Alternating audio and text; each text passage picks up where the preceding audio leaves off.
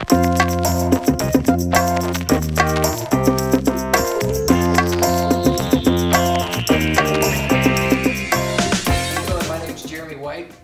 just wanted to invite you guys to a couple things and then give you a little devotional that the Lord was speaking to me.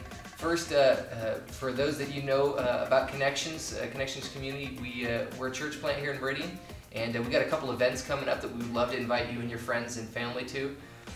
On June 5th, we're going to be over at Settlers Park, and we're going to be barbecuing. We're going to have our incredible worship band playing live out in the park, so love to have you and your friends and family for food and just fun.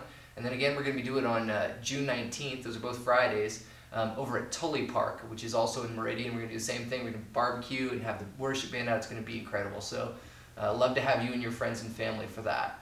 And then for the devotional portion, this is just something that God was kind of speaking to me through, and I thought it would be worthwhile to share with you guys.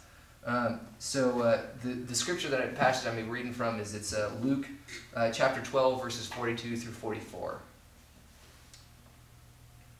The Lord answered, "Who then is the faithful and wise manager, whom the master puts in charge of his servants to give them their food allowance at the proper time? It will be good for that servant whom the master finds doing so when he returns. I tell you the truth, he will put him in charge of all his possessions." Actually, I'm going to keep going on that for a little bit. "But suppose the servant says to himself, 'My master is taking a long time in coming,' and he then begins to beat the manservant and maidservant, and to eat and drink and get drunk." So really what God was telling me through this was, in my own spiritual journey, I constantly desire more revelation, as in I want more spiritual things given to me from the Lord. But what God really was telling me through this passage is how have I proved myself with those things which God has given me thus far? I mean, there's so much that God has already taught me and given me that, what have I actually done to implement those things into my life?